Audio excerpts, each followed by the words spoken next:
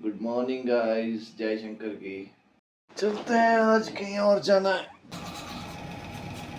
Fresh होने के बाद निकल पड़ा मैं ब्रेकफास्ट करने। नीचे जाके देखा तो लगा हुआ था बफे सिस्टम। मैंने फटाफट से अपनी थाली भरी और बैठ गया खाने। इतने से मेरी भूख नहीं मिटी तो मैंने सोचा चने और पूरी भी खा ही लेते हैं। पानी पीने के बाद तुरंत मैं तैयार हो गया और निकल पड़ा अपना झोला बिस्तरा उठाते ही जैसे मैं बाहर निकला तो देखा बहुत ज्यादा सीढ़ियाँ। मेरा बैग बोलता मैं नहीं जाऊंगा, मैं लिफ्ट में जाऊंगा। मैंने बोला चलो बालक। लिफ्ट में घुसने के बाद मैं नीचे रिसेप्शन पे जाके अपना चेकआउट करने के बाद निकल पड़ा अपने नए मिशन की। और जैसे ही मेरा रथ आया मैंने बैग रखा और चला गया। हवा में उठती हुई जुल्फें मुझे कह रही थी कि इनको कटवा दे बेटा, नहीं तो तेरी माँ इनको पकड़ के तुझे घुमाएगी। आगे जाके देखा तो मैंने चर्म रोग से पीड़ित एक औरत को जमीन पे पड़ी हुए देखा।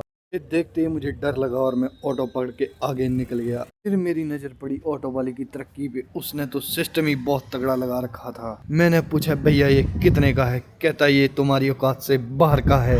मैं भी उसी टाइम ऑटो से उतर के रेलवे स्टेशन पहुंच गया। पहली बार मैं ऐसा रेलवे स्टेशन देख रहा हूँ जिसमें पेड़ भी हैं। रेलवे स्टेशन पर अलग अलग प्रकार से भगवान की मूर्तियां बनाई गई थी। मुझे देख के बहुत खुशी हुई कि इंडिया तरक्की पे है। फिर मैंने खाने से भरी हुई एक थाली मंगाई जिसमें अनेकों प्रकार की सब्जियां थी और उसको खाने के बाद मैंने लंबा सा डकार मारा और निकल पड़ा स्टेशन की ओर। स्टेशन पे जाके मैंने एक स्टॉल देखा तो मैंने सोचा क्यों ना आज इसको भी ट्राई कर ही लेते हैं।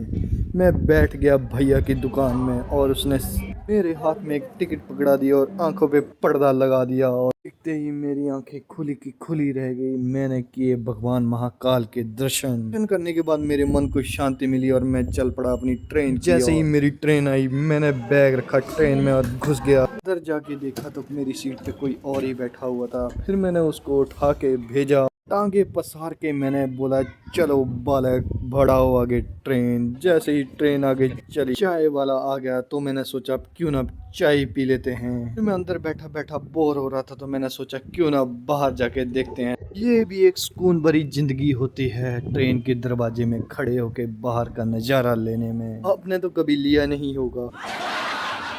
फिर मुझे नींद आने लगी और मैंने अपना बिस्तरा लगाया और सो गया।